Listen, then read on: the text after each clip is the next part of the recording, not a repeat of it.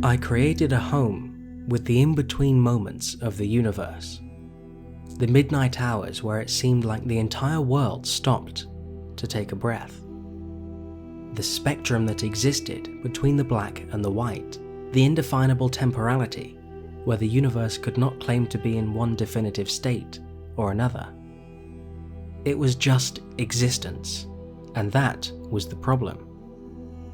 It seemed to me that life was a congenital disease, a sexually transmitted infection, inherited from all the generations that came before, and transferred to all the generations that came afterwards as well. In fact, it was worse than that, because the diagnosis for this disease was fatal, with no exceptions. There was little difference between a life sentence and a death sentence. It came down to the same result. Life was a mere distraction, a diversion between the infinite voids on either side, the will to death. In light of all this, I decided that the right course of action was to collapse this absurd quantum duality into one absolute state, the great leveler that consumes planets and destroys galaxies. Yes, I had decided that I wanted to die. It was this realization that led me here into this desert. It's often said that a change in scenery allows one to view a situation from a different perspective, to view this obstacle from another vantage, and to find another face on which to climb whatever mountain life had thrown in our direction. However, despite my efforts to gain a different angle and allow some light into my dark consciousness, being in this desert has only crystallized the thoughts which I'd been plagued with before. It was the distance, I think, that was the cause of this effect. A little distance from the world, and a suspension of the natural attitude in which I'd become so accustomed to living. From here, in the desert, the world seemed to me like a phantom, the odd stretch of time between waking and forgetting the dreams that we may have suffered over the course of the night. But despite all that I've just said, it was still a place I wanted to return to. Something about the comfort and familiarity of the natural attitude, the allure of the dream that pulled one back from waking life and into the depths of sleep. But this was just another illusion, another of life's tricks. It was a homesickness for a place that I wasn't sure had ever existed in the first place. And so further into the desert I went. I passed by a camel, and I was reminded of my fellow man. For man's nature is not that different from the camel.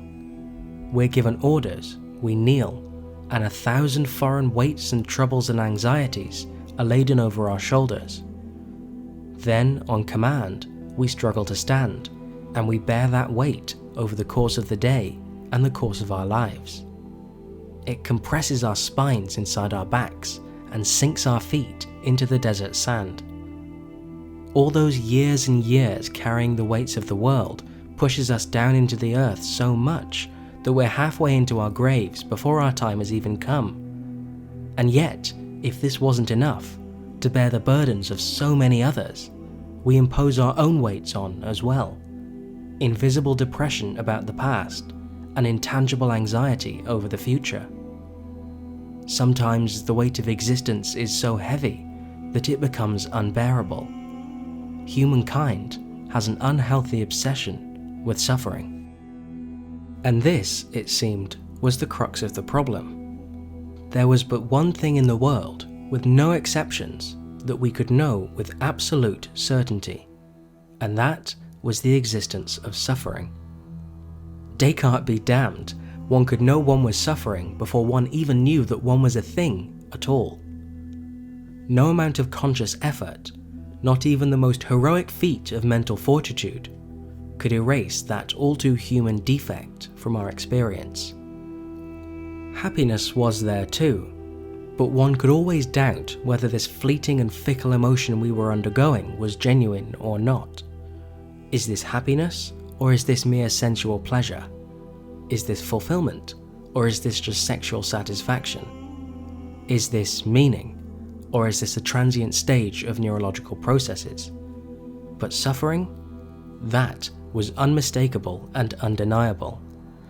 It makes itself known at the center of our experience, trickles down to our core, and colors the world in dark shades.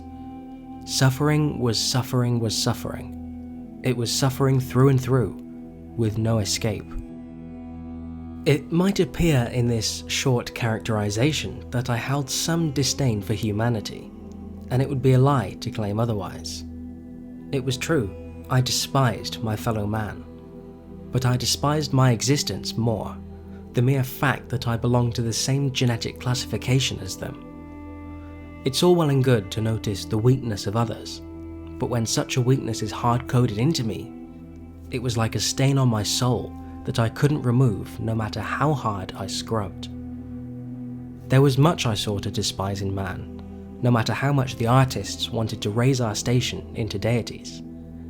All it takes is a little distance, and our illusions of grandeur come tumbling down. No matter the riches we're said to have, man is the most impoverished animal of them all, because all we have is money. Indeed, our balances are full, but we're totally bankrupt. Philosophers might call this an equivocation in terms, but what I call it is reality. And what did we use this monstrous wealth for, humankind's greatest invention? We became absorbed into a mindless consumerism, the self-diagnosis that more things would be the cure to all our anxieties. Perhaps if we bought this next thing, followed this latest trend, and gathered more stuff, then our lives would finally have some meaning. But instead, we had so much that we'd become invisible behind the neon radiation of corporate advertisements.